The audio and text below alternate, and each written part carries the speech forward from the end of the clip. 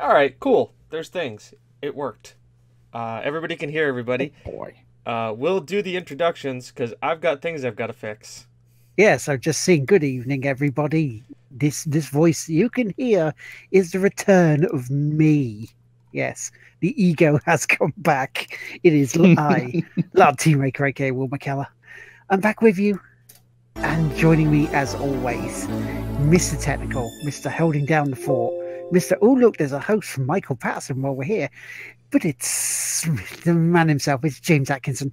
Hi guys, I'm going to be focusing a little bit here for a second, so don't mind me if I'm quiet or if you hear beeping noises. I swear it's going fine. It always is fine. Don't just relax. He'll be working as usual in a few moments. And joining us, as always, the man, the myth, the legend, Mr. Smooth on the microphone. That's so much that the microphone just is butter in his hands. I can't hold it, guys. I have a thing to hold it for me. Hello, ladies and gentlemen. Glad to be here. God, how are you guys? How are you guys? How has it been? How has it been the past couple of weeks? It's been a past couple of weeks. Has it been that good? It's been some times. It's been interesting. It's been fun. It's been good. That's good. Hasn't been bad. Hey, so the world hasn't exploded. No, I didn't break it yet. No, and it's been good. We managed not to piss people off with the American Affair, part 2 and part 3. I did hear. I did listen. Were they Will approved? They were Will approved. They did not have in any way, shape, or form the emote of of the Will. So that wasn't there. Not for me once. So it was all good. And my past couple of weeks were illness and EGX, which is in a nutshell. Don't worry. One fine. sucked ass. The other was really good. Not the greatest, but we'll get into that in a little bit. And I'll also move that out of the way so you guys don't have that light on. This is fine. In your face. Right. Okay. Good.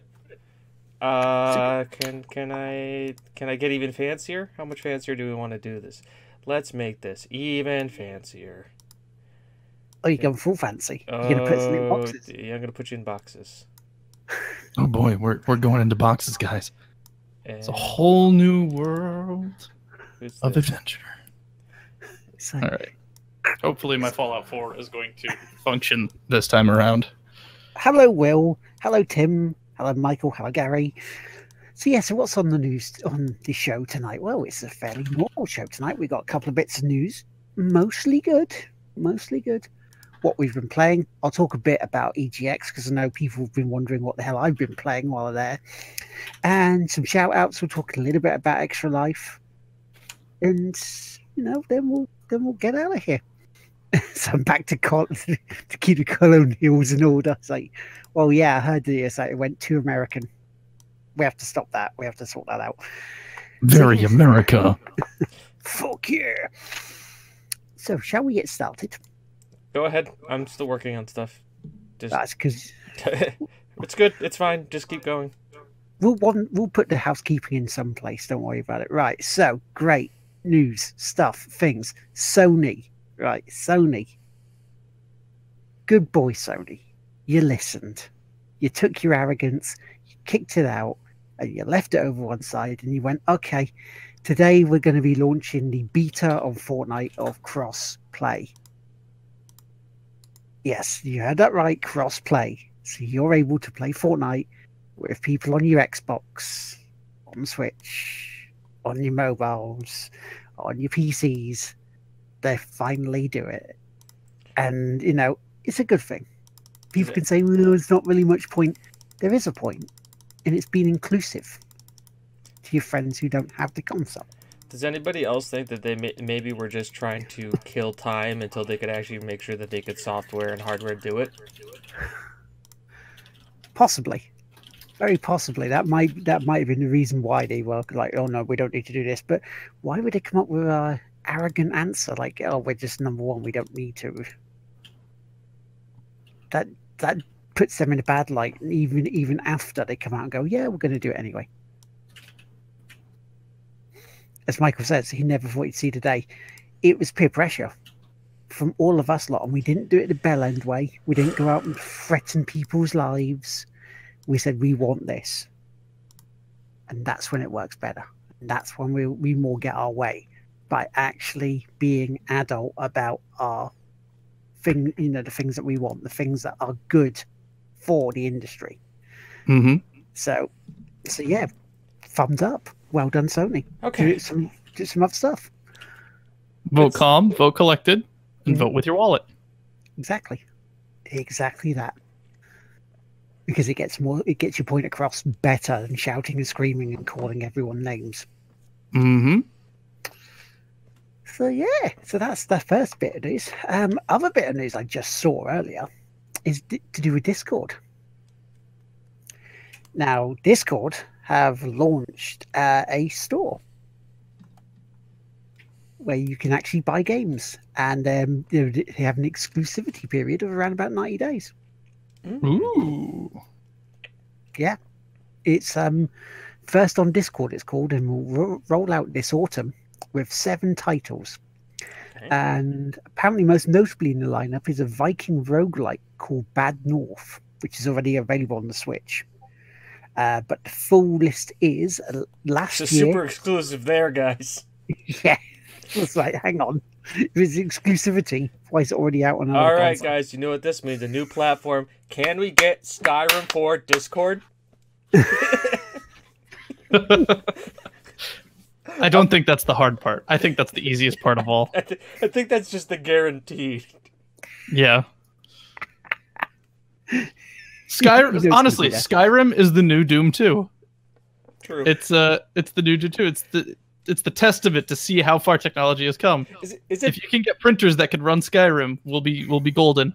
Is it bad that I want Elder Scrolls 6 just to be called Skyrim 2?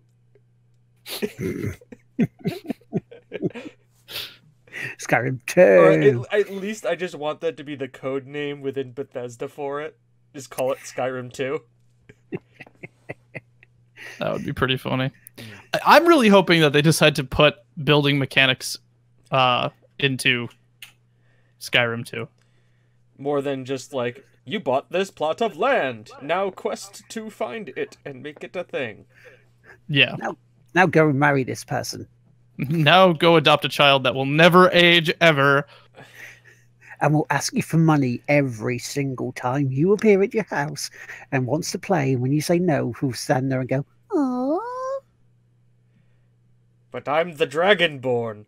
I have other important things to do, like walk 5 steps towards the main quest and get attacked by bandits, and then have an item fall down a hill and get accosted by a dog who leads me to a Dwemer cave where I find one of the rare ancient weapons and are tracked down by one of the gods that I need to go and fight and slay its either other god to get its weapon to increase its power. And what was I doing again? Right. I was spending 4 weeks jumping straight up a mountain. With a horse. Because Skyrim horses are best horses. And so continues the adventures of Fist Mightington. I can happily say I have never beaten Skyrim. Neither have I. I haven't beaten Oblivion. I don't know what it's like after going to the mountain once. I went there once. And to get the shout, and that's it. Like, just to upgrade the shout, and that's it. Actually, Malinari, that's a great thing. If you get, like, Skyrim Go, that will actually get kids and adults super healthy. Skyrim Go. You have to go outside and fight dragons. Am I getting XP for super mutants killing things? I think I am. Skyrim on your Fitbit. So how is that? It's just Skyrim on. Skyrim is on everything. We've established this. Skyrim on talkie toaster. You can play Skyrim on your Alexa and on your Sony refrigerator. Mm-hmm. I played when I was on vacation last week. I played Skyrim on Alexa. Oh, that's my food. That's a gyro? Yep. That's a gyro, everybody. All praise be to the gyro! Free. So we're just gonna slap that right there. Right.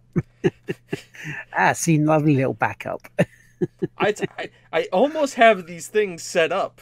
Now the only thing is that I had to click for that one. The next step is just to have buttons. So I can just press buttons and just things just happen. You know, like this. Like this. Like that. Like that. Like that. Like that. That's important. And the other thing. And the other. And oh, you mean in this thing? And that thing. By the way, great song. Was it Tony Dancer again? No. You'll hear it in post. Fair enough. So yeah, so no, I want Skyrim for Tickle Me Elmo. Get the Dragonborn. First round off. I toast, therefore I am. No, it'll just keep asking you if you're the Thane. Easy to climb up the mountain with you. So did you actually see any of the games or know any of the games that are coming out on First for Discord then? I just assume Skyrim. I don't. I just assume Skyrim is one of them. Because Skyrim. No. It's on everything. It's not an exclusive. So no, they say no. I mean, there's games called Last Year, The Nightmare, Sinner, Sacrifice for Redemption, Minion Masters, Bad North, At Sundown, Mad Machines, and King of the Hat. Which I've not heard of any of them. Well, they're exclusive. Except for that one game that's not.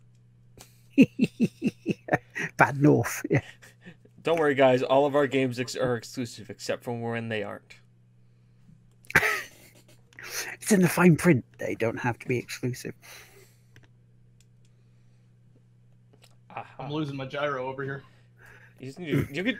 Oh, good. I can add a tag. Hang on. It's Hurgleman loses his gyro. No, social eating. It technically is social eating. Because Chris is eating something. Hurgleman loses his gyro is something completely different over here. I can only imagine because of your weird misconstructions of the actual English language. We used to call that for people on unemployment benefit, get cash in your gyro. Oh, 20 bits from Gary. Thank you very much, Gary. You are awesome for giving us some of your money. Is it? I just assumed it was a weird sex act, given the way you guys talk about shit. Like you say tiddlywinks over here and it's a game. You say tiddlywinks over in England, and the next thing you know, you're getting arrested by the police for something crazy happening. Oh no, tiddlywinks is the same thing. Okay. I just assume, I can't say anything innocent over there. So if I swear like an American, A, I'll be judged as an American, but B, at least that way, there's no, Are we talking about the really naughty version? I don't know what the really naughty version is. Are we talking about the word fanny? Mm-hmm. Because to you guys, it's your bottom. To us, it's your front bottom. Right. Just knob. Knob's a good one. Yeah, doorknob. Doorknob. Knob your knob. Yep. You Todger. Todger. I mean, there's just so many weird things. How did it evolve separately? It just confuses the shit out of me. Because it seems over the years we like filth. we just like innuendo and different. I was gonna say, it just seems like you guys don't actually want to say something, because with Americans, it's much more visceral, right? You cutesy up the words. We don't. We make them filthier. Except the C-bomb. Except the C-bomb, parts of the UK, we just drop it like it's the mate. We're talking about the divergence of American English and English, that when it comes to swear words or interpretations and innuendos of other words, the English tend to kind of gussy it up a little bit and make it sound a little bit more whimsical, where we as Americans just make it sound more cruder. Yeah, like tosser, wanker, snog. Yeah. There's snog and smash. Yeah, it's same thing, but like it's different. Chav. Yeah, chavs. We don't. Yeah, no, we don't. They are assholes. I don't even know. I don't want to know. No, it's a group of people that have a certain style, like wear Burberry and like drive out in like really shitty cars, and they just walk around going, "Oh, you're darks" and all this, and just being just dicks, pretty much, is what chavs were. So ghetto fabulous. Like people who are not of that ethnicity trying to be that ethnicity by souping up cars that should not be souped up in such offense, wearing clothes that are definitely not within their spectrum, and pretending to be something that they aren't. Yeah, kind of. Okay. Pretty much. Yeah, we have that here. We call it a bunch of other things, which we're gonna keep relatively PG, because family friendly show. Family friendly show. No. What's this family friendly? Have you been speaking to John about? Hey, I know our analytics. Our average age watcher is anywhere between the ages of 26 and 34. Mm. And they're male, and they're in the UK. By the way, hi Poland, hi Saudi Arabia, and hi Vietnam. Hi. Hello, you're the outliers. I don't understand why, but thank you. And Sweden. But that's because Spotify downloads it, and they're based in Sweden. Yeah, we like it. When has anything offensive come out of Sweden, really? I don't know. It's a good question, right? That is a very good question. I mean, besides the Vikings, let's just forget about the Vikings for a little bit, right? Let's take the Vikings. Let's just take them over here in their boats and just pop them down here. And just leave them there. My Euro fell apart. Dysfunctional, family friendly. Well, yeah. Well, I've heard that the Euro is going to fall apart after the Brexit. Yes. It wouldn't surprise me. ABBA is pretty offensive. ABBA's pretty... I believe Germany and France are like the only ones where the Euro is actually stable. As far as it being a currency. I might be incorrect on this, but Michael, no, you'll be pushing the demographic. You'll be pushing us into new demographics. You are leading the way for us to reach new demographics. Yeah, between the 35 to 44-year-olds. And we thank you for that. Double thumbs up. Yeah. Well, I mean, Dancing Queen's an alright song.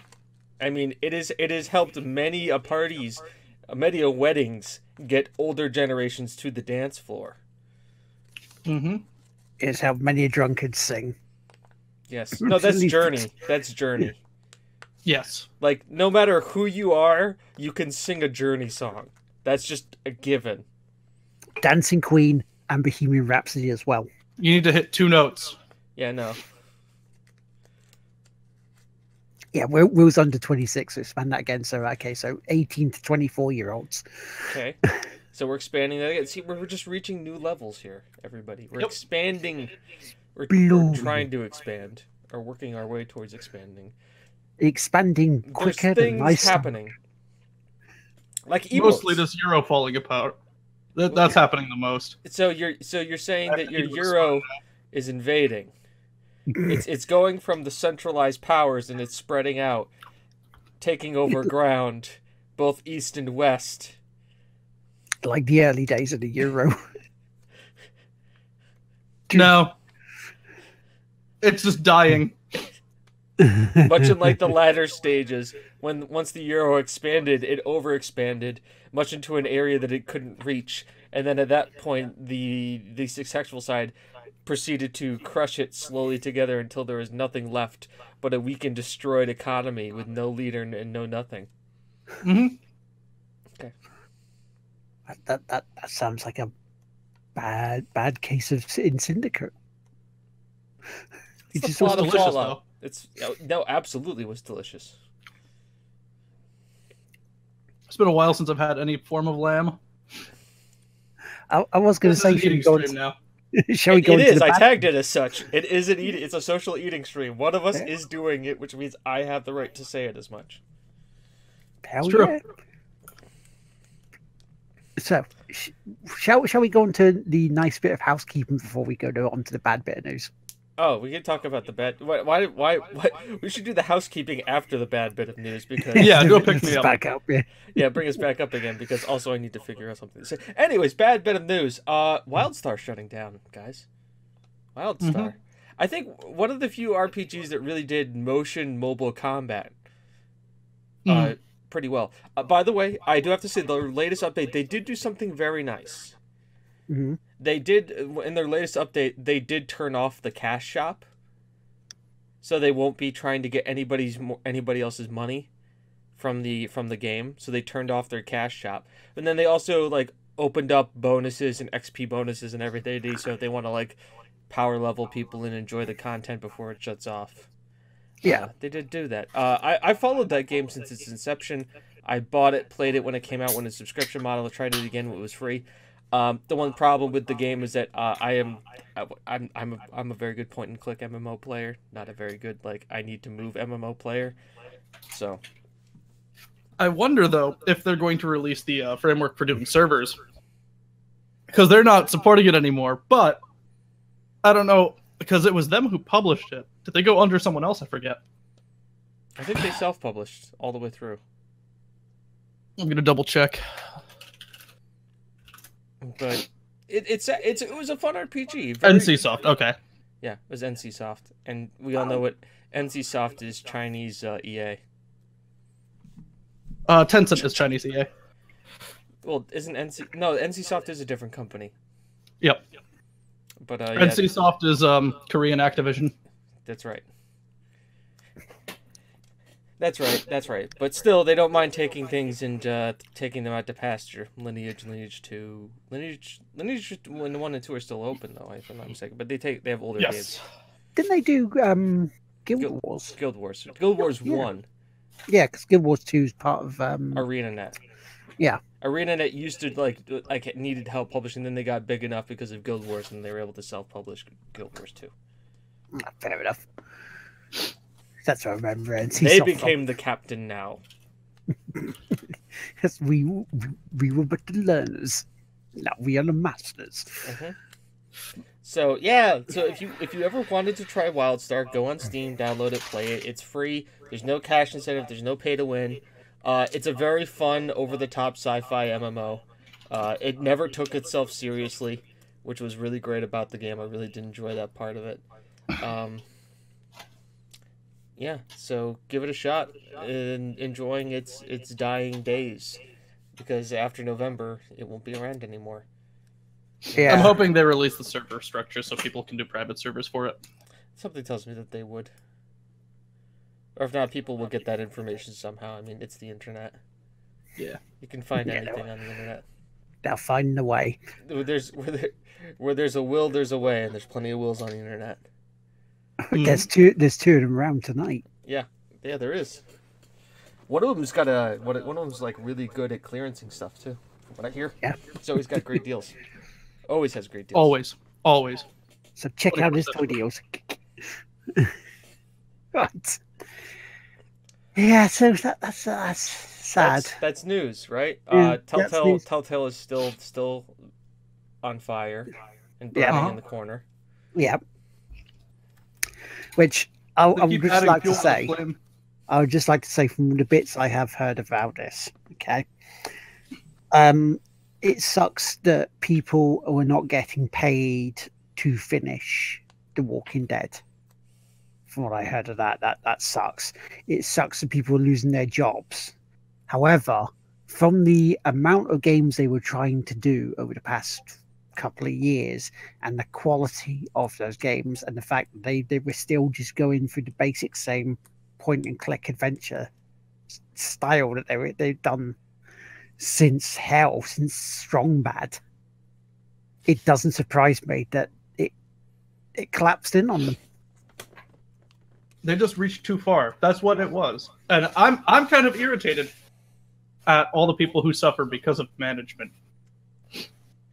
Because they didn't manage. Yeah, piss poor management doesn't help anyone.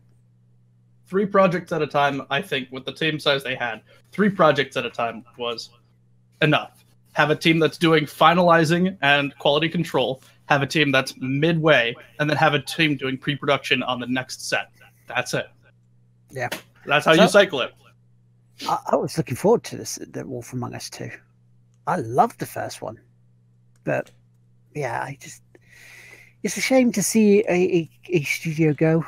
There's also rumors that they're talking with financial backers about finishing, them providing funds to finish The Walking Dead.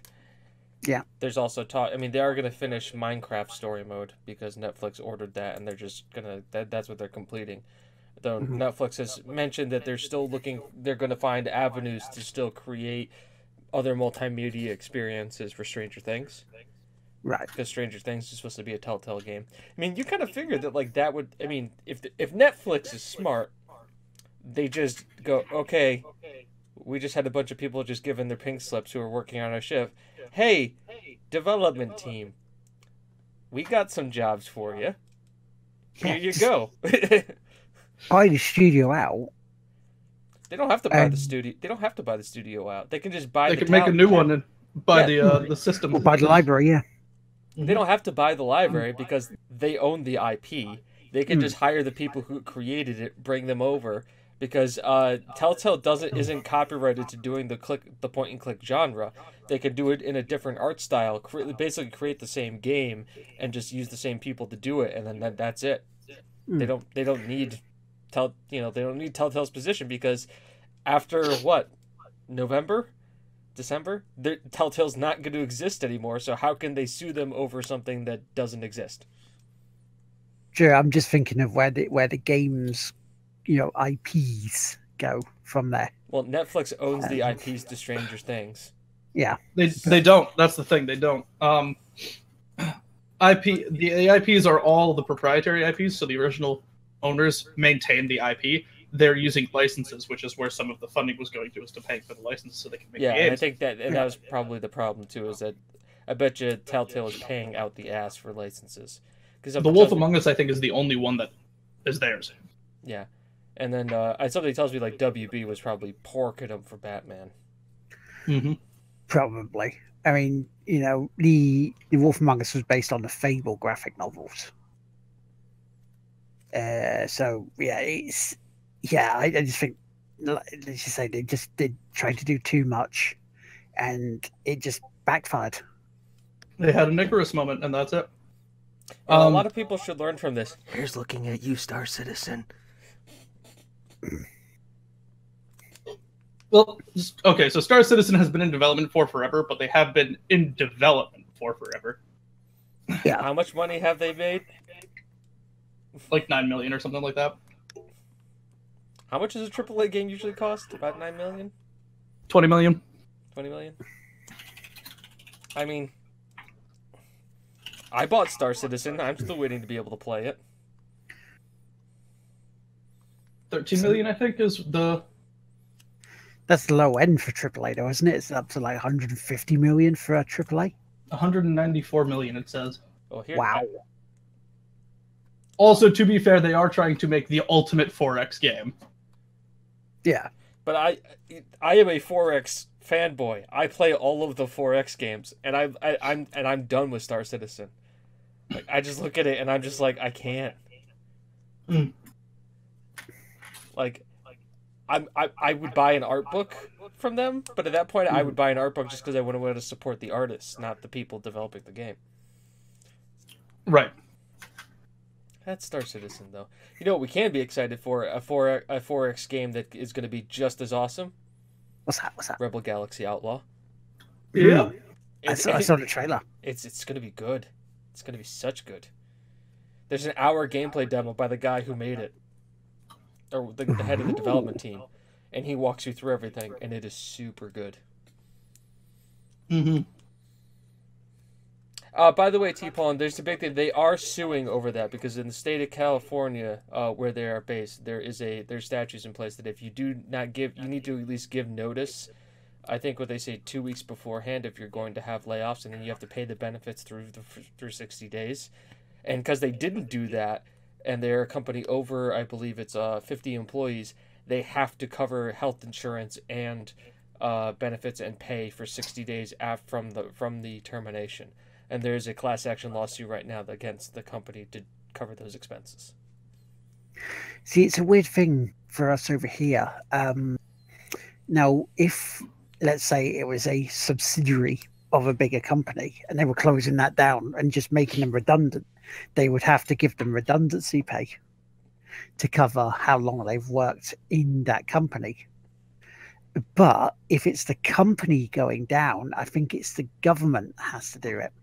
And that's where grey areas start coming into how much they get. No, this is cut and dry from the state of California. It just says it has to. Cut and dry, done. That's what you have to do. That's good. The only thing that they may be arguing in court is that if they are if they're like, subcontractors versus actual employees, that's where it can get gray because you're contracting them, so they're not technically your employee. They're a subcontractor, so you can basically tell them to go fuck off because you owe them nothing. Where if they are an actual employee, then you do owe them stuff. But they also said that they were getting health insurance to the company anyways, which leads me to believe that they were employees. Thus, there you go. Mm-hmm. But this is a huge lesson for any new devs, any devs who are getting traction, anything. Do not spread yourself too thin. Make sure you have a fully sound team. And if you have teams that aren't doing anything, you put them into a pre-production for another thing. But only if that's already there. You don't try to expand before you can. Also, watch out for burnout. Like, that's a huge thing in that industry. Like, it burns people out real fast.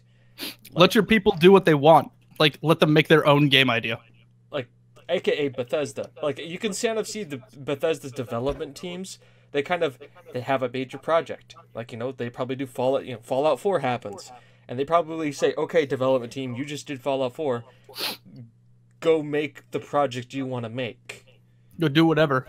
That's probably where Rage came from, if you think about it. It's probably the end cycle development team for Fallout or one of their the previous title that they've transitioned them to say, here's a fun project. There's no expectations for you on this. Like, imagine the expectations behind, Fallout 76. Huge expectations, huge hype.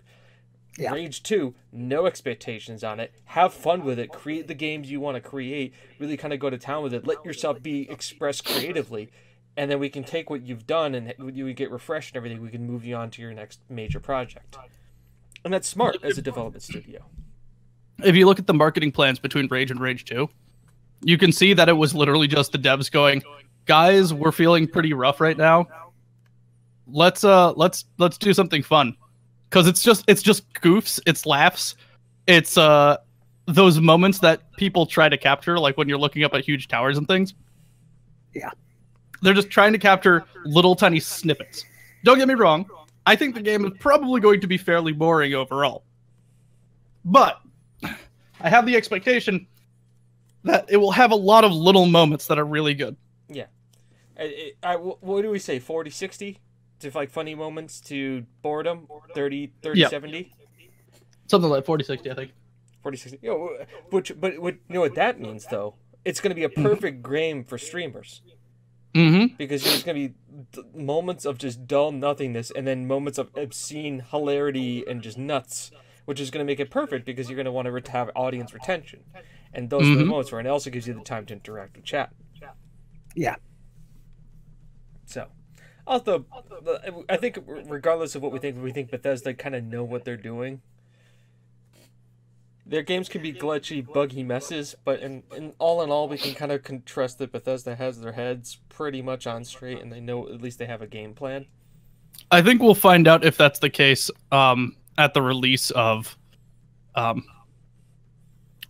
76. Both 76 and the new Skyrim. Isn't their sci-fi project coming before New Skyrim? I have no idea. I think it is. I think that's how it is placed. That's supposed to be the next thing.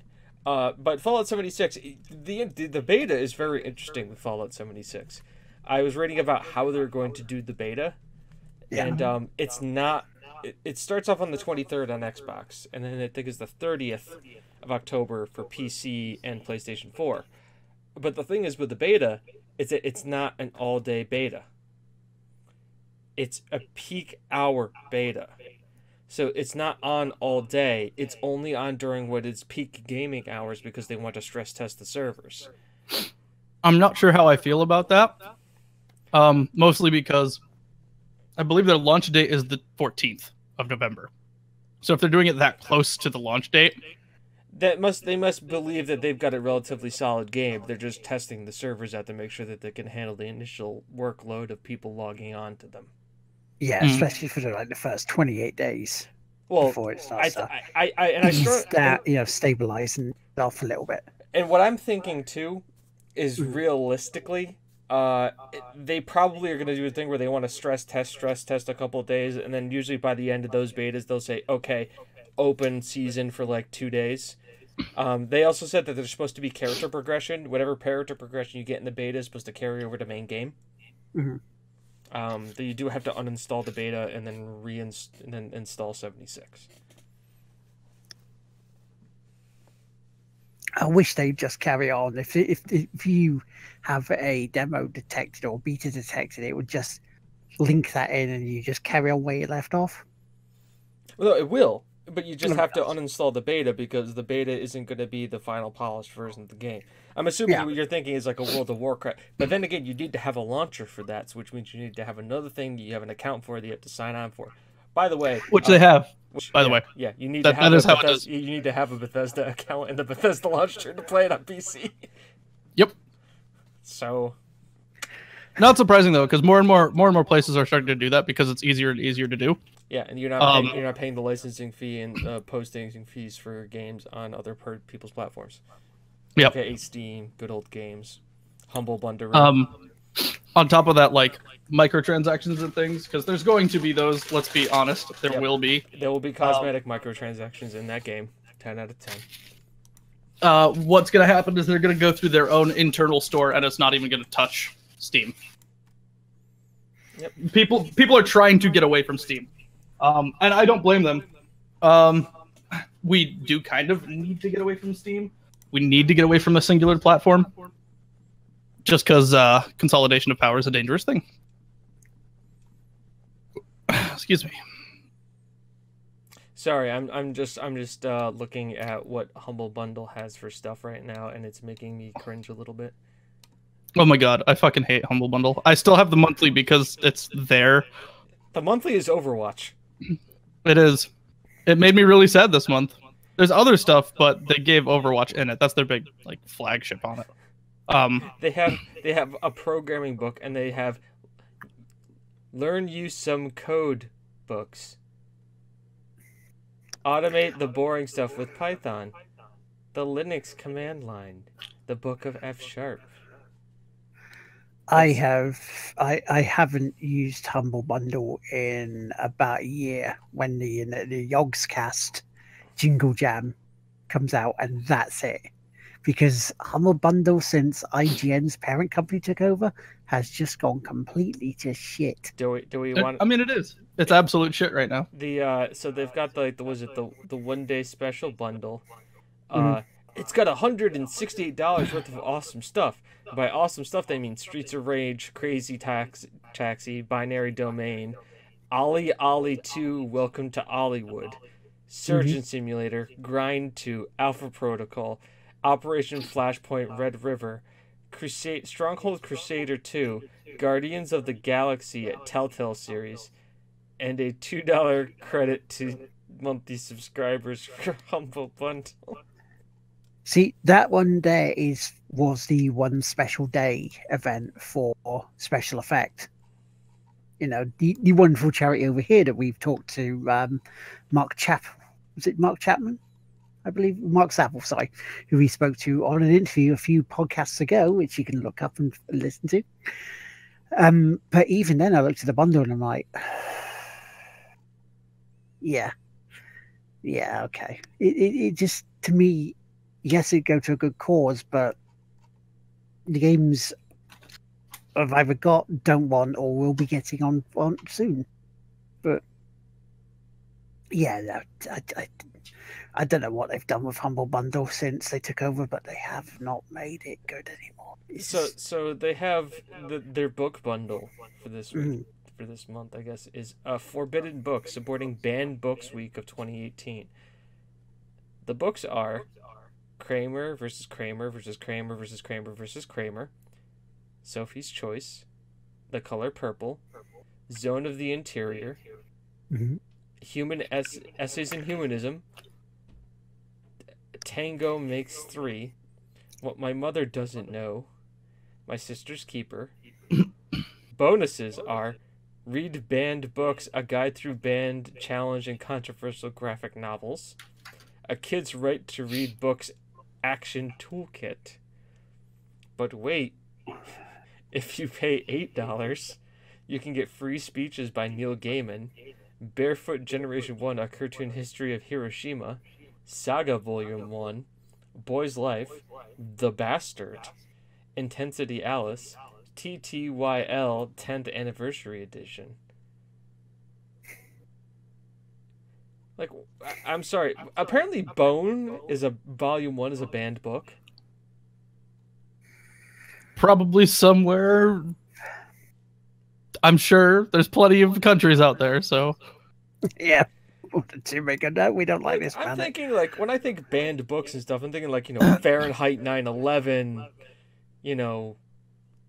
really controversial stuff. I mean, there are some controversial, like The Color Purple is obviously, and Sophie's Choice are powerful, moving books. But Saga Volume 1?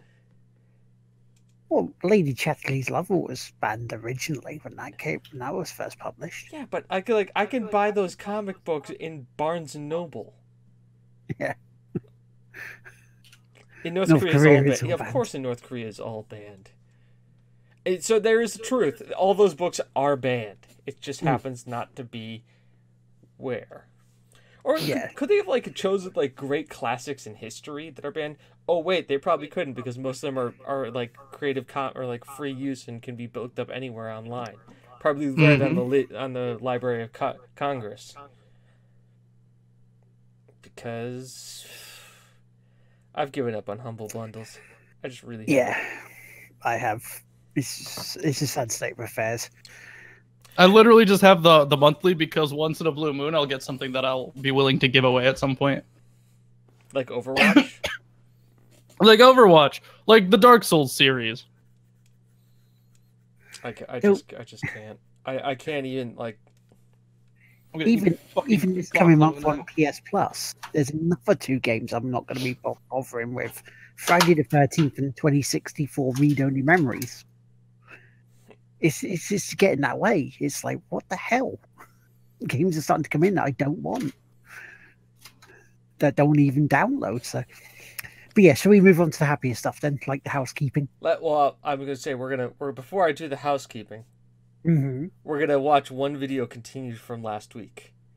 We did a trailer show last week for those of you who didn't. By the way, audio people, I apologize. You're gonna have to go to the video version of this to watch it, to understand it. Though, weirdly enough, how many people have watched the video version on YouTube? Guess. Throw me a number. Will, don't look it up.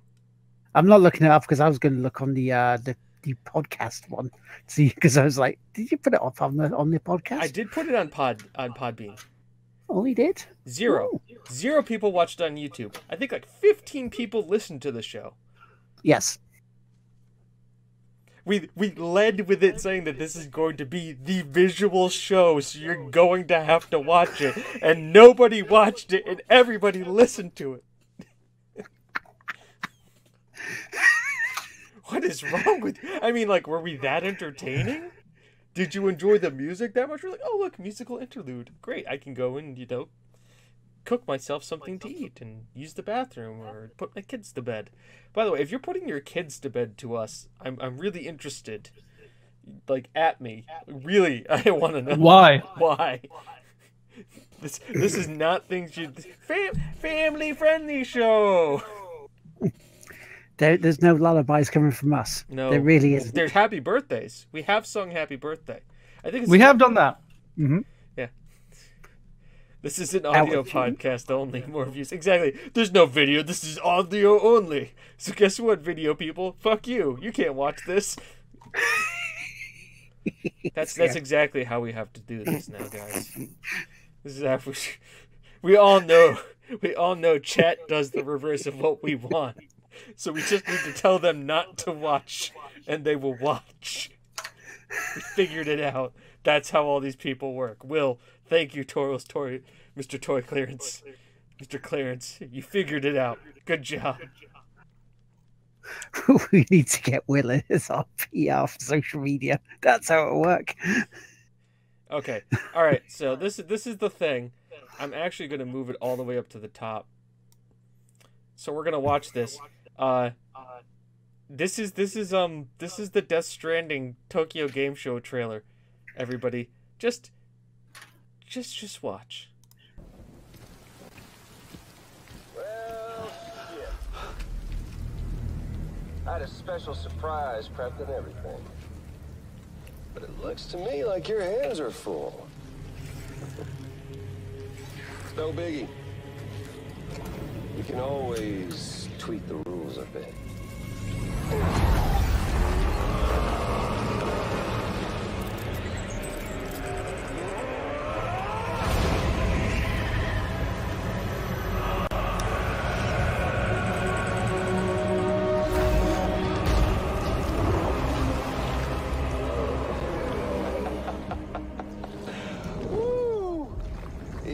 Hungry.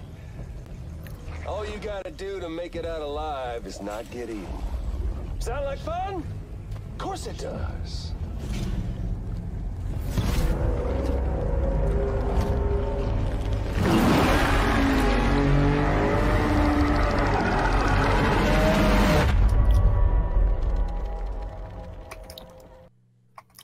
Hashtag lewd.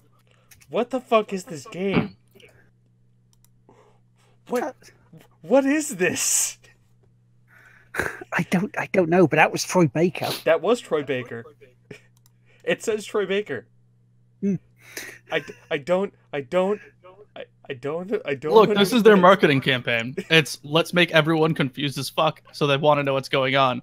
Then they'll go buy the game. I think he's just making. And we just won't answer Jack Dick. I just think he's making a Metal Gear game. In fact, the actual Metal Gear, isn't it? It feels like Metal Gear, because it's like that's where the story's going. It's just like we know that there's babies attached to umbilicals, and this guy like rebirths and blows shit up, and now Troy Baker's making weird demon monsters appear out of nowhere with golden masks that have people inside it. I mean, I'm sure this actually has something to do with some level of like lore about ghosts or something in Japan. I don't know. I'm sure it will make sense as soon as somebody actually takes a look at it. Is it bad that I keep, the more I start seeing of this game, the more I worry about Hideo Kojima's like sanity. Like he needs help. Well, isn't it him and Del Toro? Yeah. Like, no, there's just a lot of weird going on. I get the feeling that they're both writing the same like story, but in isolation from one another, and then someone in between just merges the scripts.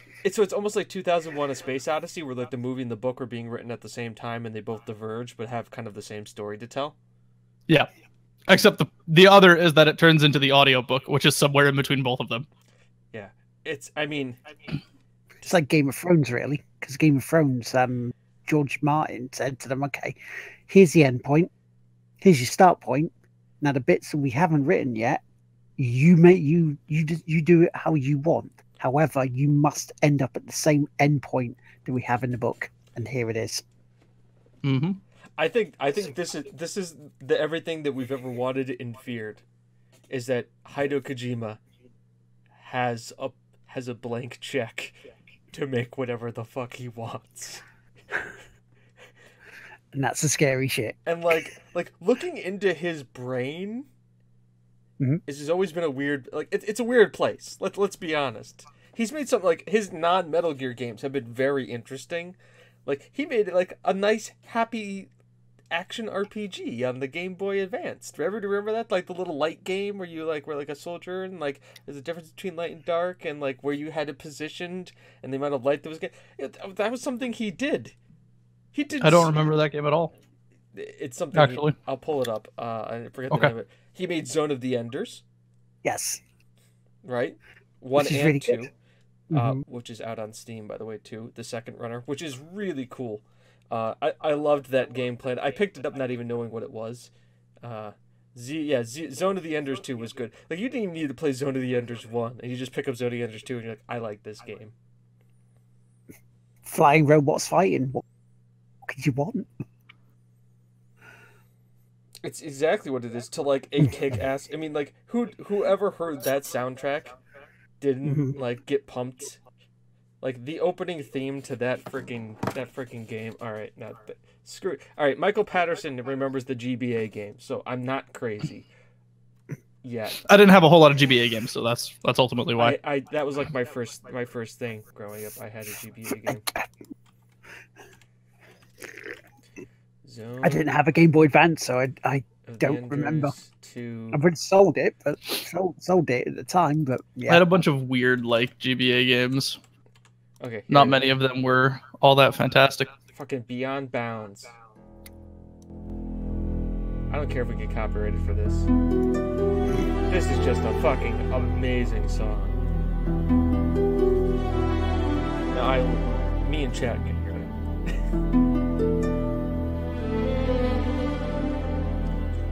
Also gives me time to look at that GBA game. But then we can talk over it a little bit. Yes, you can. I can sell you a lot as well. I have this feeling, though, that the game is not going to be all that great. No, it's not. I feel like it's actually going to be like super garbo. And I think it's the marriage of the team and his ideas that are going to be the things that make this game work.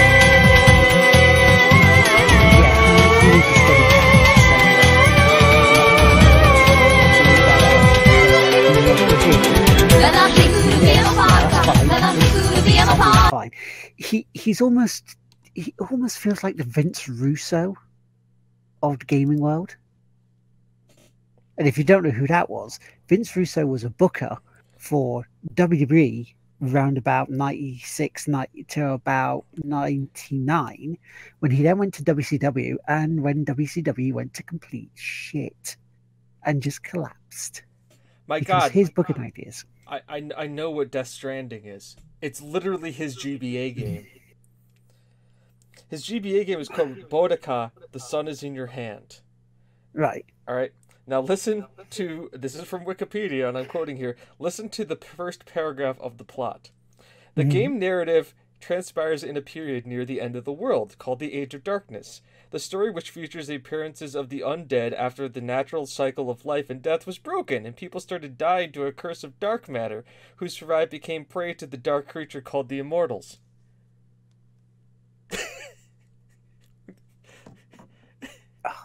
So this might actually be the sequel to that. There was a sequel. There's a second game that came out. But no, it's a GBA game. It came out in 2003. He made one. Because whatever. Anyways, we won't delve. I can sit here and talk all day about Kojima. I actually plan on working on a project with a friend of mine and doing something about basically us talking about the Metal Gear Solid series as a whole and our headcanon behind the series and what it is to be inside Kojima's head and through all 5 games in the series and maybe some of the portable ones. Mainly because we've already had a 6-hour discussion on this, and we're probably going to recreate it and give it to you in a more concise fashion, called Headcanon, sponsored by TGWPIS, which is a subsidiary of Coffee Night Productions. How many layers can we make this? We've gone down 3. But no, it's something I'm working on, and it's something that I won't bore you all with yet, but soon. Very soon. Got to figure out how to make this green screen work, and it's gonna be very interesting. But no, that's Kojima, and that's Death Stranding, and it's gonna be utter garbo. But I'm gonna buy it because I support Kojima, and because I think it's gonna be really weird and interesting. It's just gonna be confusing, and I'm gonna feel uncomfortable playing it, and I think that's what he wants. Probably. Like, Very probably. Like that guy, like Norman Reedus was carrying a guy back and dished up on his back as Troy Baker created an evil demon monster with a golden mask, speaking like any Metal Gear Solid villain. From the weird oozy people on the ground to kill him, Norman Reedus? I don't know. It's just way too late in the night for me to even consider trying to work out. I think I'm just way too sober to figure it out. I figured like if I am either high on a lot of drugs or very intoxicated, then I might be able to figure out what's happening. As Tim points out, acid. Yeah, see, that's the thing. I don't even think it's like acid like LSD acid. I think it's just literal like hydrochloric acid. It's just acid. Just a vial of acid.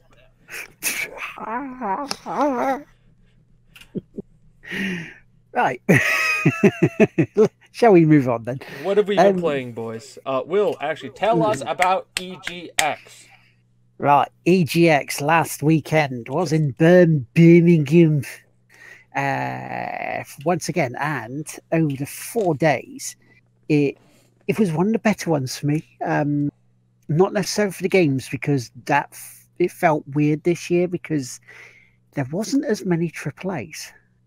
It felt empty. There was no EA presence there. There was hardly any Microsoft. There was no big staging area for their games. It felt empty almost in terms of game size. I mean, there was plenty of indies, and the AAA games that were there were they were all right. I mean, first of all, I do have to say I did play Assassin's Creed Odyssey, and I was actually disappointed with it.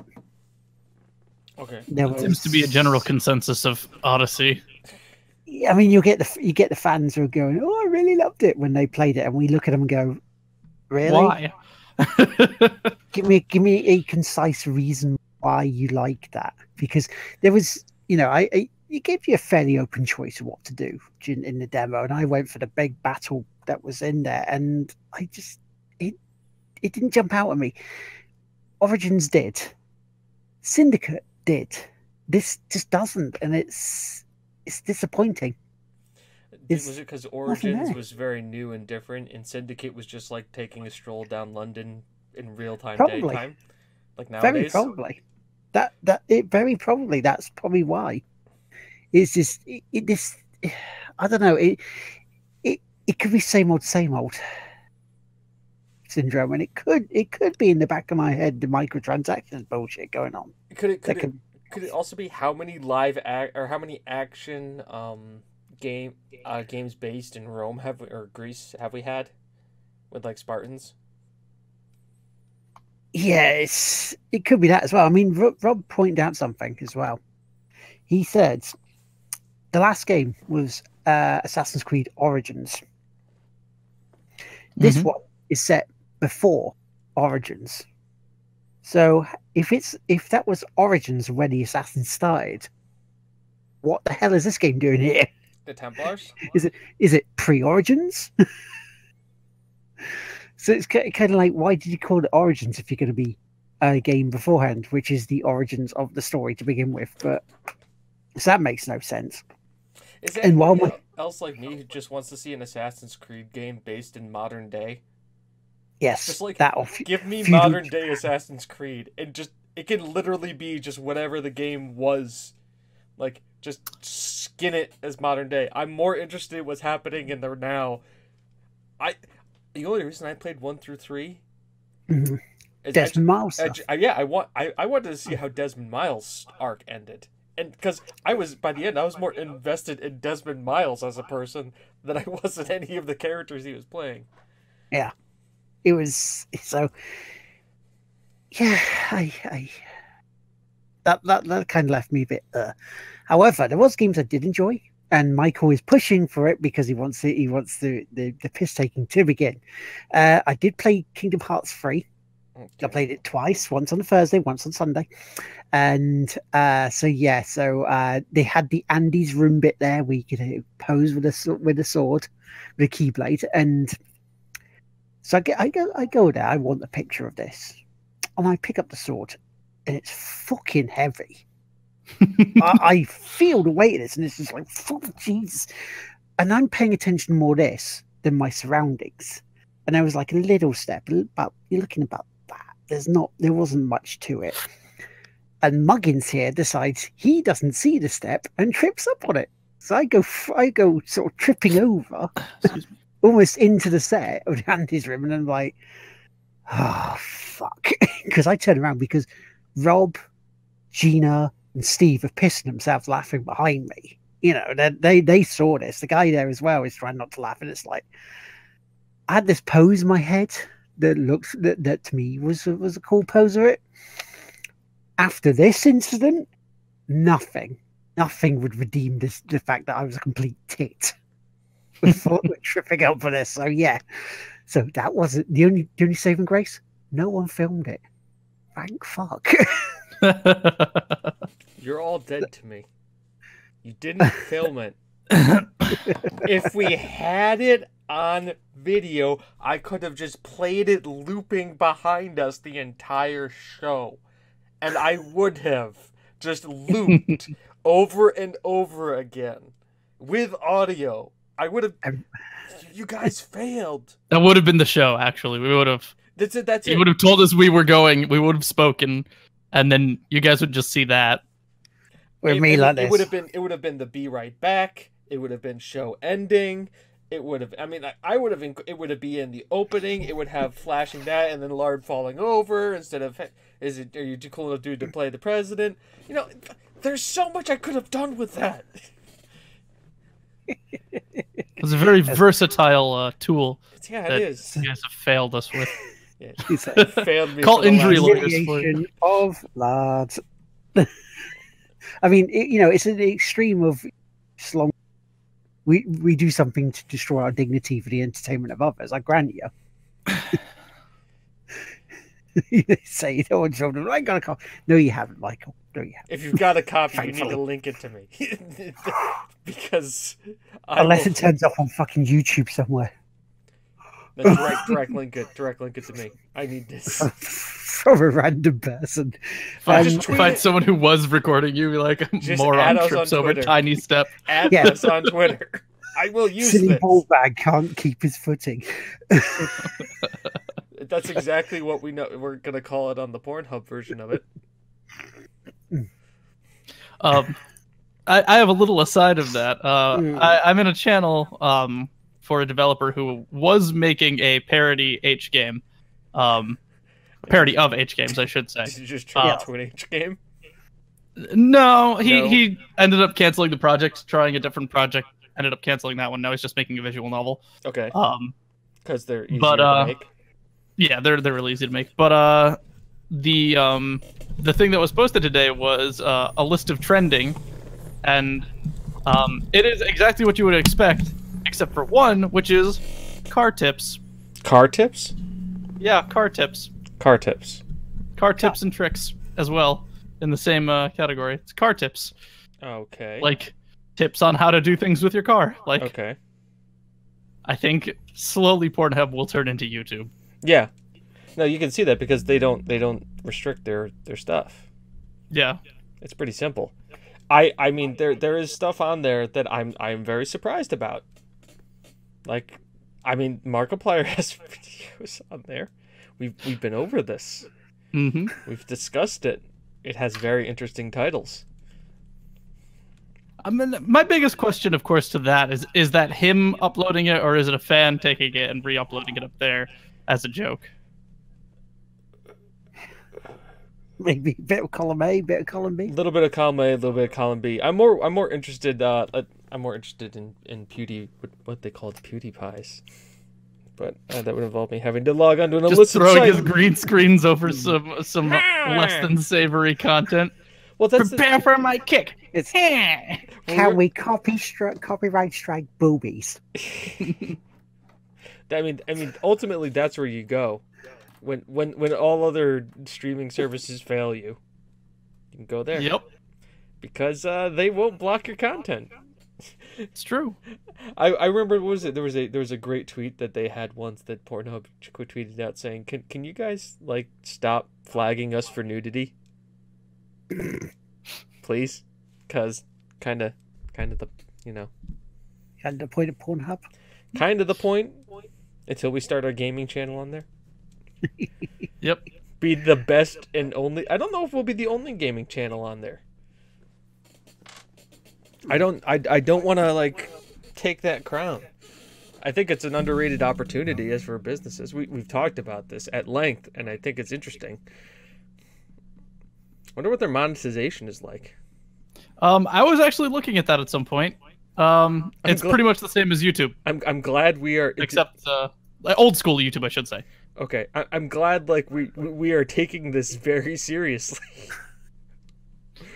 Look, it is an avenue to make revenue for the project and to expand audiences. Truth. And it's to make content that is not going to be struck down by the advertisers and get content copyrighted claim.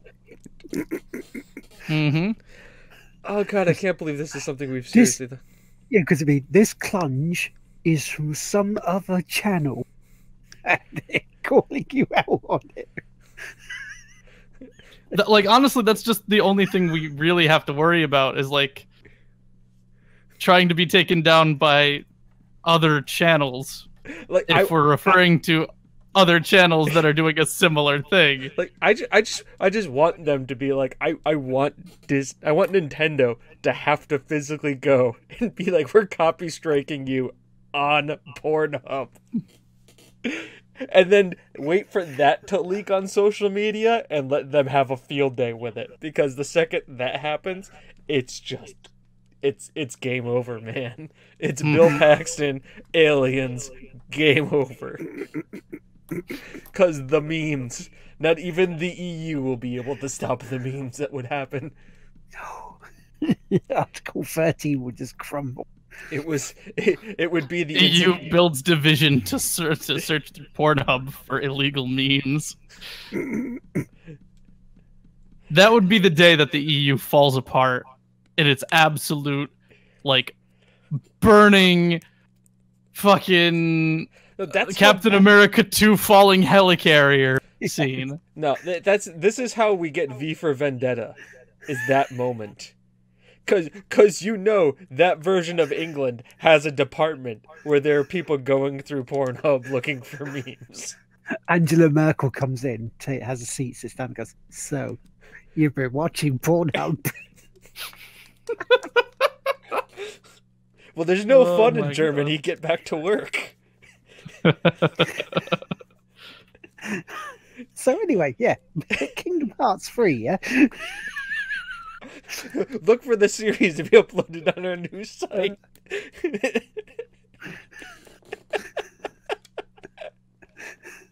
Oh, the porn won't watch itself.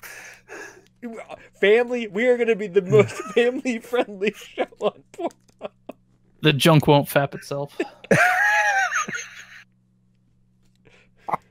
I can't wait for the people's cut names for commenting. It's gonna be good. By the way, our YouTube fans, all however many of you guys, start commenting names down there. Oh. Spam them. Oh god. We want them like Hans Job. Yeah, that they just start. Right. So yeah. Is this literally just turning into what we did 3 weeks ago when Will was back on? What did we do? Yep. We were just coming up with lewd terminology for shit. It was a like a roadside gas station and bakery. That's right, because I think I named the episode what you can find in an English petrol station. Yeah. Because Yeah, I forgot waffle to and a say wank. about fapping a flapjack. Flap and a flapjack, waffle and a wank. You know, it's just go back to listen to that episode if you want to hear the list. There was like a good 15 minutes. There was very good. Yes. This is like top It was quality prime. content right there. That's about as good as season 3 gets so far. Top quality punnage. Top level of season 2, extra life interview with Mark Saville. Top quality version of season 3, dick jokes about petrol stations. While Will is away. No, Will was there for it. Yeah. Oh, Was were a part you? of this. That was. That was Oh, right. That was the in between. That was the that in was between. We were calmer during the American episodes than we were when Will was here. That's true. We were behaved. We were well behaved. I was being the bad influence. Can we Right. copy strike Will? Can we copy strike Will Lardteamaker? Why are you copy striking your own YouTube channel? Because reasons. Because of the Can we? Why do I you don't want know to? what it is. I've been sent a link. I don't know what it is. Because I don't Oh, boy. want the revenue. I It's a want to, YouTube one, so it's okay. that would actually be here. I have it, guys. Okay. Yeah. This It's, this is what we're doing. We're going to create a Pornhub channel. We are going to upload content to that channel. We are going to copyright check ourselves on Pornhub so that they have to take revenue from Pornhub. We have to have Nintendo and Disney be earning revenue from Pornhub. That's also not to say we need to not assume that they already are doing that to other things that directly reference them Then or why use their licensed material. why aren't they saying that yet? I think you know why they aren't saying it. I want that to be public knowledge. Number one, it's covered under parody, and I think it's one of those things where, like, listen, we'll copy strike things, but like certain parodies, we don't need to copy strike because we don't need the press from copy striking. I don't know, Harry Twatter. Shoot, that's a process thing. Look, honestly, Like World even of the BB Warcraft, huge advertisement for World of Warcraft. Yeah. Also, there is literally a 4-part series on Doctor Who. It's called Doctor Who, and it is blatantly ripoff. And BBC, who is look at YouTube, is like the king of copywriting. Like you even dabble in their content, and the BBC goes, "That is ours. It is government property. You will hand it over immediately." Even like the BBC is like, "Nah, you good. You just keep it. Just Hell, there's already a game you could parody. It's that Metal Gear Solid Snake. you can't parody something that like Kojima has already has put That's enough. the porn name right there. With the way 5 and Quiet is, literally you're playing a game where there's a woman who is almost naked, where you're staring at the ass of a guy in a skin-tight sneak suit for the majority of the game. There's a porn version of it. Of course, there's Rule 34. It exists. If it exists, there is porn of it. Yeah, if it exists, there is porn of it. Rule 34. As we've all found out from the other thing that leaked out on the internet, this is. You know what you did. No, you should No, not. it's the top search. We know that it. You should we not. don't need to go into it. You should not be happy with yourself about this. I am not Well, that's happy fucky. about it. It's fucky. It's weird. Like I have weird emotions and feelings about that. Like I don't know how I should feel, and it's I haven't been this confused since like 8th grade. So like I don't like reliving those emotions again. Like why did you have to do that, internet? Like it was literally my why internet moment. It's like why? Why is this a thing, internet? Why did you make this a thing? So Will face Because it was bound to happen eventually. I know, but it just had to happen now. So Will, you Now they just made licensed content of it. so face planting Kingdom Hearts twice. Mhm. Yes. So the Kingdom Hearts twice bits that I did do because they had two different bits on show. They had the Colosseum level, so we know Hercules is definitely back in there, and then we had the Toy Story one, which was built around the Andy's room part. Right. Now, the Hercules level was more action based, so we could get to grips with how the fighting system will work and how the level was going to be structured, and they look bigger than other previous Kingdom Hearts games, and you can even sort of climb up walls and run up walls a bit better. So there's like flashy little areas you can see, and the boss fight you had on there was pretty cool. Because it looked like one of the shadowy bits from previous Kingdom Hearts games.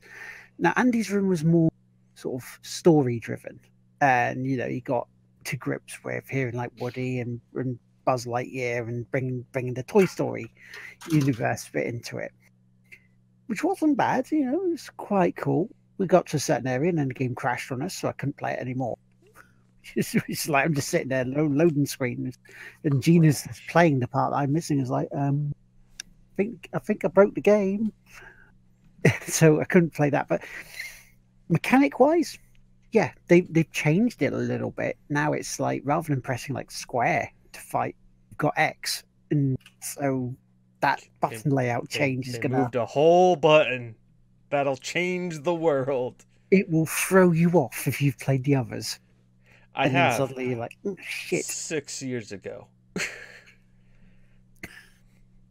It'll still throw you off. It's been a while. The other big AAA game I played was Metro Exodus. Okay, that looks good. I'm excited for Metro. That's badass. Yeah, I'm looking. That really is badass. I've also read the books and then listened to the books.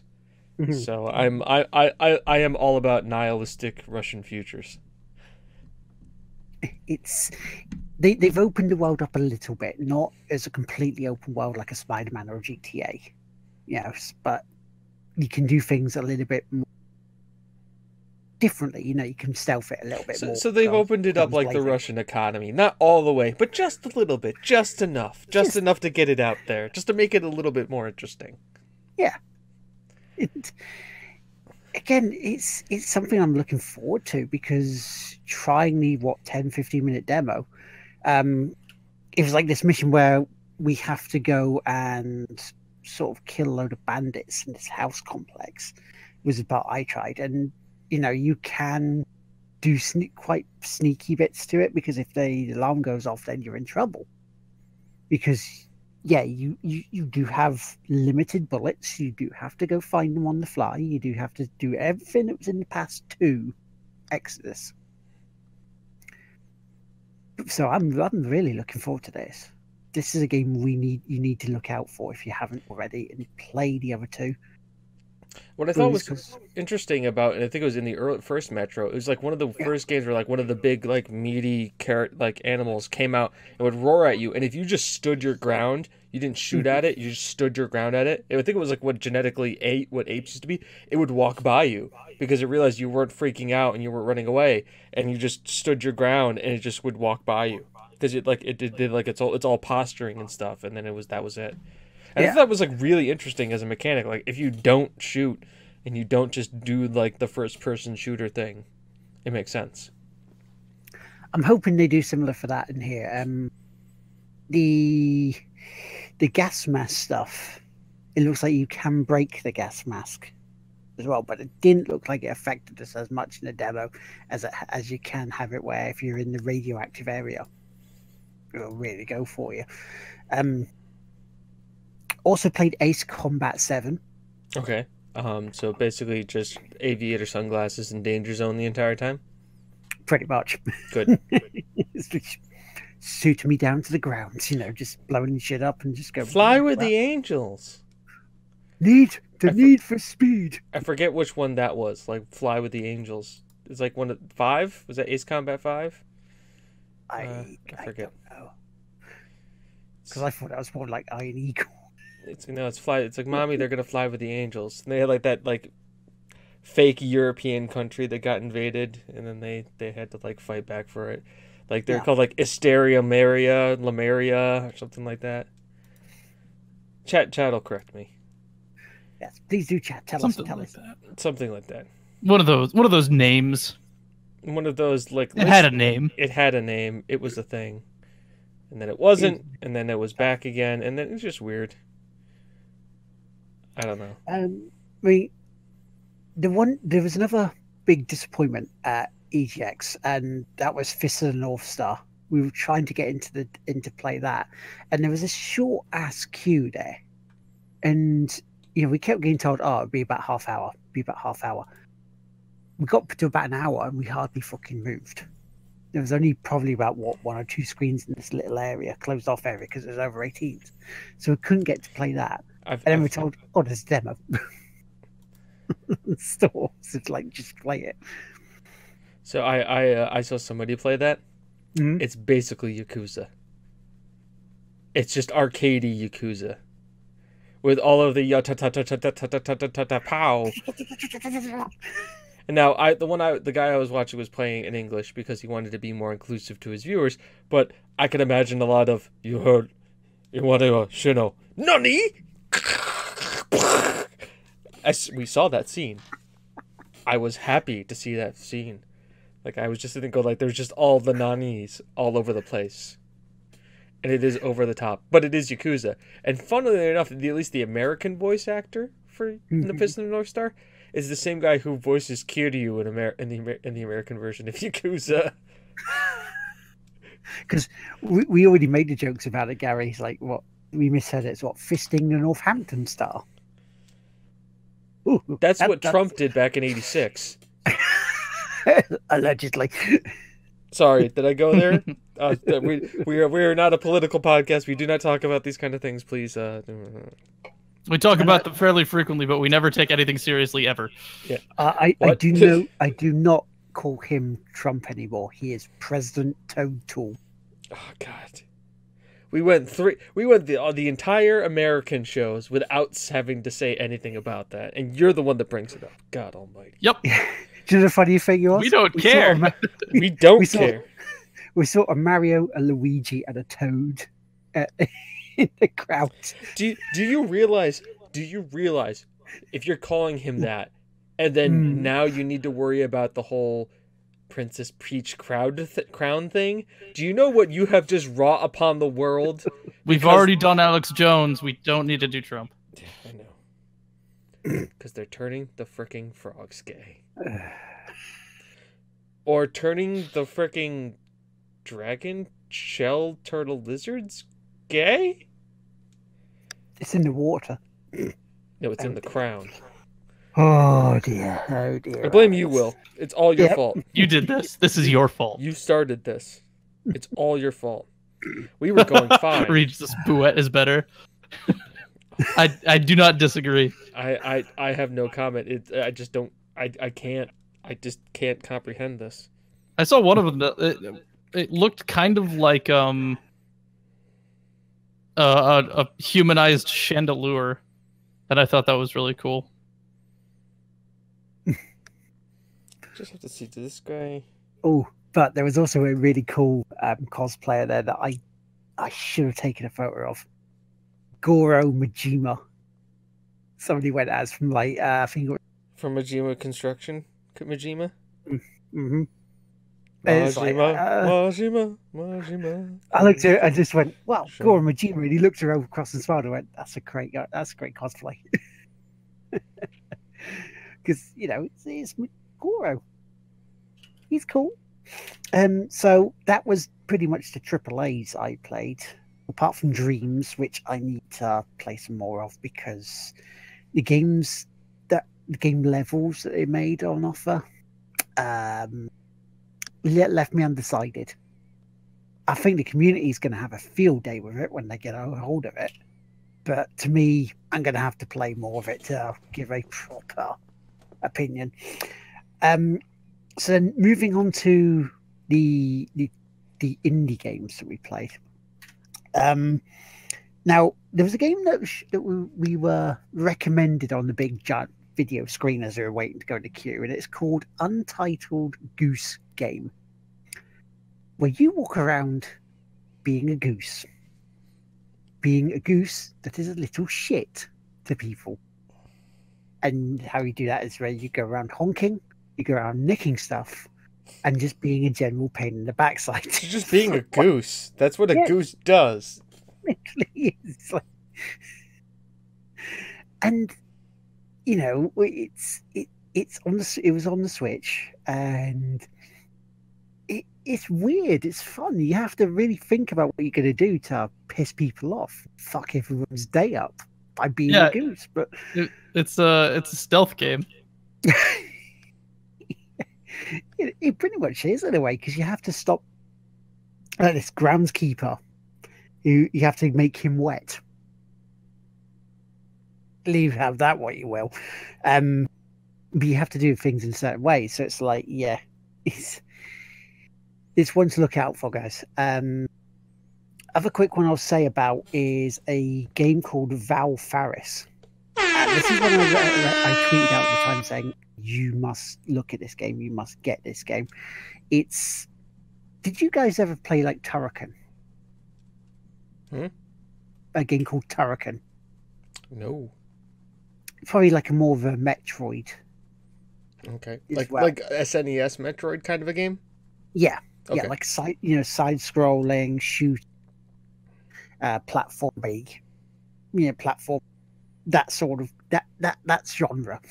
So it's coming out soon on Steam. And what the fuck is my dog doing? Being the best doggo ever. Being a good boy. He's just standing still, sneezing for the past 5 minutes. So he's being a dog. Being a dog and having a cold, going, what's this? Yep, and I stepped outside and looked at him, and he just stops, looks at me happily, and continues. Just dog meat is best doggo. He is a good boy. Oh, he's allergic to the hippie robot. That's what it is. He's a good boy. We'll get to what's going on when we get to my games. We'll go with James next. Once Will is done. I shouldn't be too long on this one because there's a couple of games I'm going to skirt over, but just going to talk about two more, including the Val Faris. So if you like Metroids, you like Turricans, it's in that ballpark, and it's tough. Not balls nasty Dark Souls on acid or steroids stuff, but it is up there in sort of like the more sort of Super Meat Boy area. And finally, the final game I'll talk about from EGX is we were just wandering around, and there was a game that the dev wanted us to come over and see, and it's a game called Medieval Steve. Now the first thing he comes up with was, no, honestly, it's nothing to do with Medieval, the old classic PS1 game with Sir Daniel Fortescue. And it's like, okay, look at the logo. Logo's blatantly it, which if I have it here, may be able to see. I mean, there is a game coming out as well called Tony Slopes, but we'll talk about that some other day. But yeah, if you guys can see this, which I'll try and put it up to it. Right there. Maybe a bit closer. Now you tell me that isn't a blatant rip-off from the original Medieval logo. But his name is Steve. I mean, I've got the game. Yeah, and it's a little cutesy sort of platforming game. It's on Steam. I think it's still about £7.71 over here because it's a bit cheap at the moment for it because it came out, around EGX. Give it a try. See what you guys think. So that in terms of games, that's pretty much really all we played. We didn't play a huge amount this year because there was stuff we were looking at going, can I really be bothered playing this? We hit the ones we really wanted to play, and literally on Friday that was, and then Saturday and Sunday was pretty much mostly, people day. We finally met Cat Strike, which was awesome because she's lovely. And I caught up with a few people, went to the Wi-Fi Wars. It was a good show in terms of meeting up and having a good time. But it's just game wise, it was just felt a little flat. And so in terms of other games I've played, Forza, I'll talk about next week. Or Yakuza. That's pretty much what I've been playing. So on to you, James. Destiny 2. I'm done. I was on vacation. I came back from vacation. I've had to work all week. I've had to get caught up at work. Destiny 2. That's it. That's all I've had time for. And I only really just played 2 hours last night. I have not played any video games. Is it? Wow. Destiny 2. Done. Yep. Is that Chris? I've been indulging in watching a bunch of mostly movies about games by Indigo Gaming. I watched, I found out that Ryan Reynolds is starring in a movie written and directed by the producers of Stranger Things. And he is a NPC who comes to life in the background of a video game. He realizes that he's an NPC in a video game. This needs to be watched. It's called by my eyes. It's called Free Guy. It's in pre-production. Oh, nice. I'm excited for it. Because Ryan Reynolds knows his audience, knows what he can do, and yeah, that's about it. So, so I've been watching a lot of movies about like the spirit of games when they get lost along a franchise. If it like when things change and whatnot. One of them being the Fallout series, which I have been playing Fallout 4 as of late. One, because I haven't played a Fallout game in a while. Two, because I like building things. And three, in preparation for 76. So I've been playing, and I currently am playing Fallout 4.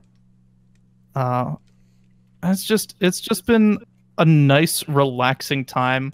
I haven't modded it horrendously. I've modded it a little bit. You know, your little quality of life things. Textures, shades, you know, menu fixes, bug fixes, and just things to make the game look a little bit better and run a little bit smoother. Yeah. And you know, I like the settlement system. I haven't gotten so far into it where it gets super annoying. I'm not trying to manage 10,000 settlements yet, but I would love, and I hope that the modding community does take over for it. I would love for 76 to basically just be the settlement system but global. Yeah. So you can start building like places for NPCs to come in and start populating. So I'm hoping that's the case. And right now I'm working on the commune with the hippie Mr. Handy. He's just floating around going far out and groovy. Which is horrendously anachronistic, by the way. Horrendously anachronistic, because 1950s roughly at furthest along in the timeline 1960s, but generally speaking 1950s, and let's just say he's a very 70s, 80s character. But that's it. Cool. Any shout outs we got this week? Shout outs to Believe It or Not PewDiePie for making a video where at the end you can actually see his enjoyment. Like at his one that he released today, his Skrata de Furödu. He the AI person who does the song Hey Monica sent a video message to him thanking him for covering her song, and he starts covering it in like Swedish again, and you can actually see actual joy in what he's doing. It's good for him. Like it's a moment of happiness. It's not a moment of like him faking to be happy or anything. It's just a moment of him just being happy. And yeah, he made someone else's day, and I mean it's Kizuna Ai-chan, so she's a robot, but still. I mean, and realistically, like, I think it's very few and far between where he gets those kind of nice messages. Let's be With real. all the fucking crap that he gets, yeah. Yeah, it's very few and far between. I just hope that by him playing her video on his channel, thanking him, he doesn't get copyright stricken.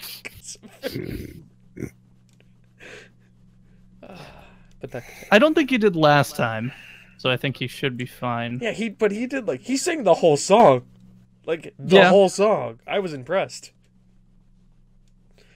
But yeah, no, shout outs to him for actually enjoying what he's doing, because shout outs to everyone else as well. Chat for tonight, I guess that's given these days, isn't it? Really. Also, everybody at EGX who I met and hung out with, because they are awesome. They're wonderful people. Can't name you all because one, I forget, and two, there was a load of you. But thank you. Anything else for the good of the order? No, I think that's it. All right, everybody. We'll head out now, because you've all been super nice, and Will needs to get to bed. Yes. And, yeah, so let's go. All right, Regis Castus, it's host time? It's host time? It's HOTS time, but it's also probably host time. Is it host time or HOTS time, Regis? Am I hosting? Am I hosting? He's definitely saying HOTS, but host is an option as well. Are you live? Is he live? I don't think he's live right now, but we can make that happen.